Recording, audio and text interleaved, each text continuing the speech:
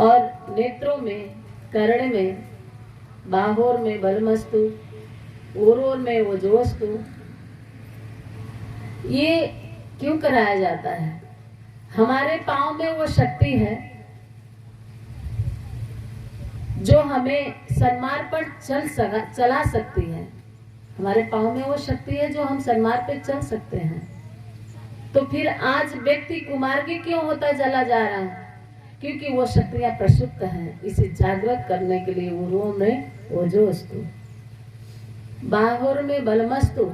हमारे हाथों में वो शक्ति है जिससे हम यज्ञ, दान, सत्कर्म कर सकते हैं। वो शक्ति, वो पावर हमारे हाथों में है।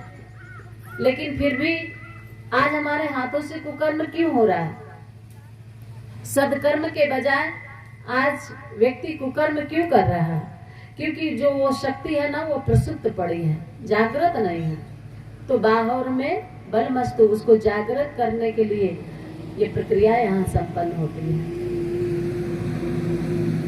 हम मुख को परिशोधन करते हैं। हमारे मुख में, हमारी जीवा में सरस्वती माता का वास है।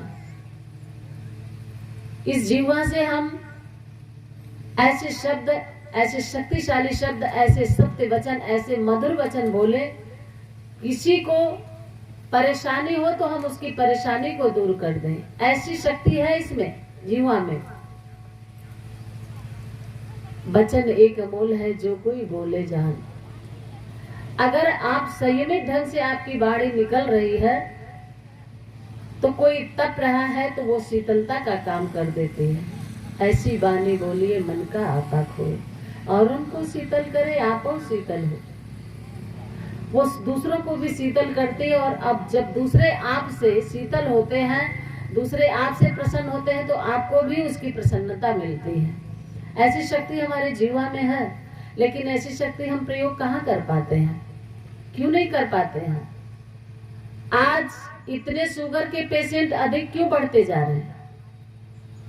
शुगर, हाई बीपी, लो बीपी, ये क्यों होता है? इसका कारण मात्र है जीवा, जो सरस्वती की शक्ति प्रसुप्त पड़ गई है। आज इसमें इतना खारापन आ गया है, वो माधुर्य समाप्त हो गया है, इतना खारापन आ गया है। और जितने भी शुगर बढ़ते हैं, बीपी, हाई बीपी होती है, लो बीपी होती है, खारी वाणी के कारण ही होती है, गलत वाणी के कारण ही होती है, अपशब्द के कारण ही होती है। जीवन भर व्यक्ति अगर माधुर्य बिखेरता रहे तो वाणी के मिठास से शुगर घट जाती है, और चाय के मिठास से शुगर बढ़ जाती है। चाय में चीनी ना पड़े चलेगा, कोई फर्क नहीं है। क्षण मात्र के लिए जीवा पर केवल अच्छा नहीं लगेगा, लेकिन शरीर के लिए वो फायदेमंद है। लेकिन अगर वाणी में आपकी चीनी घट गई, वाणी में मिठास घट गया, बिल्कुल नहीं चलेगा। शुगर के पेशेंट होना है, हाई बीपी, लो बीपी के पेशेंट होना है। आज हमारी जीवा वो शक्ति क्यों नहीं बिखेर पा रही है? क्योंकि जीवा पर आज सुबह सुबह सरस्वती माता की वंदना नहीं होती है। आज तो जीवा पर सुबह सुबह शुगर वाली चाय गरम गरम जाती है, वो सारी शक्ति को समाप्त करती हुई चली जाती है। चाय की मिठास जो शरीर के लिए, मन के लिए, परिवार के लिए, सबके लिए घातक है, उसका हमें ख्याल रहता है। सुबह सुबह बेटी लेते हैं और माता सरस्वती की आराधना, माता सरस्वती की स्तुति, जिनकी कृपा से हमारी वाणी संयमित हो। वो कितने लोग ऐसे हैं जिन्हें पता ही नहीं होगा कि सुबह उठ करके धरती माता को प्रणाम करके भगवान को प्रणाम जीवा से करना चाहिए, या सुबह सुबह आवाज देनी चाहिए, मैं जग गया हूँ, मुझे चाय ले आओ।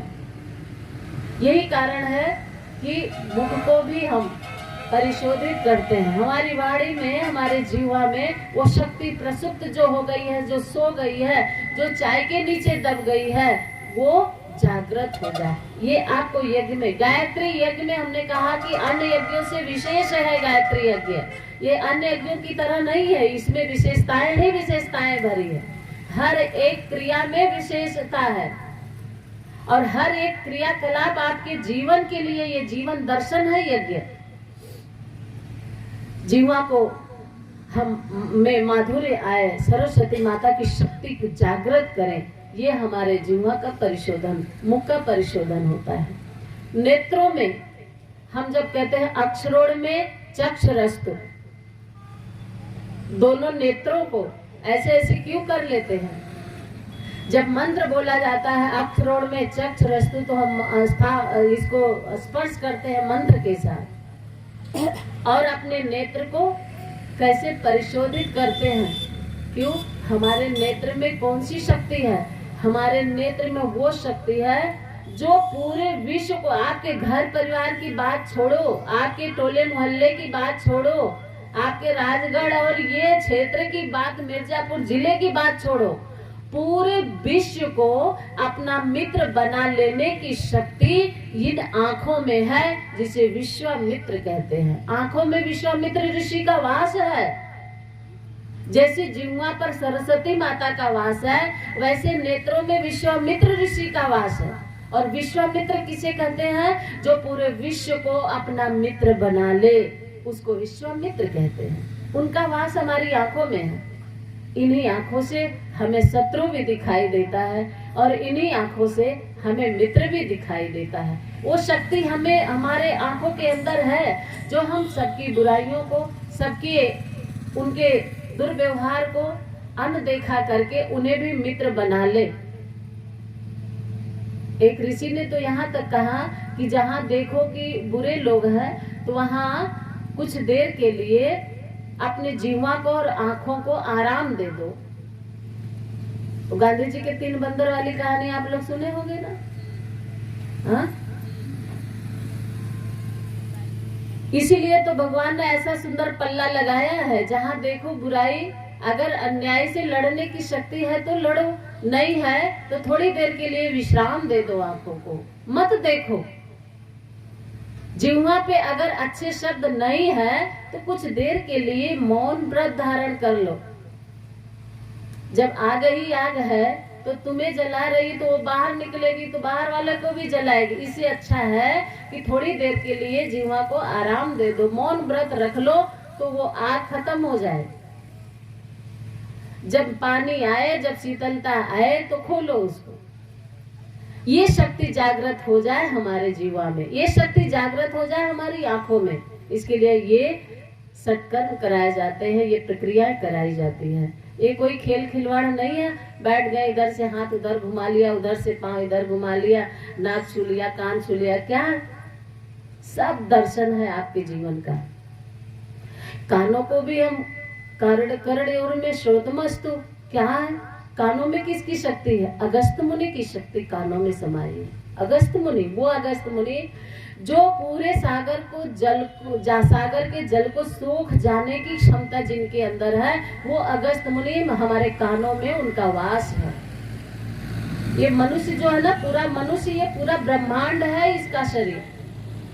ये तो 2-4 के नाम बताए जा रहे हैं। अभी ज्ञानेंद्रिय, कामेंद्रिय 10 का अगर विश्लेषण किया जाए तो आप एक अद्भुत परमात्मा की रचना हो, आप कोई मामूली नहीं हो। अभी तो आपका ये पूरा ब्रह्मांड बाकी है। इसी में सप्त सागर, इसी में सारे चीज आपके समाये हुए हैं। आप जब सोचते हैं कि सागर कैसा होगा, तो वो सागर पहले आपके मस्तिष्क में आता है, तब आप सोच पाते हैं। वो सागर आपके मस्तिष्क में है। कानों में अगस्त मुनि का वास है, जिनके अंदर समुद्र को सोख जाने की क्षमता है। आपके कानों में वह अगस्त मुनि का वास है, जो आप दुनिया भर के ज्ञान को अपने कानों से सुन करके सोख लेने वाली शक्ति आपके अंदर है। इन शक्तियों को अगर हम प्रसुप्त शक्तियों को जागृत कर लें, तो हम एक श्रेष्ठ, एक देव मानव, मानव से महामानव, महामानव से देव मानव बनते हुए चले जाएंगे। यही प्रक्रिया आपको यज्ञ में बताई जाए। सायंकालीन आपको संस्कार पर बातें चर्चा हुई थी। जानना चाहेंगे इसमें कितने भाई बहन ऐसे हैं जो लोग गायत्री मिशन से जुड़े हैं और जो लोग चले चुके हैं? हाथ उठा के बताइए।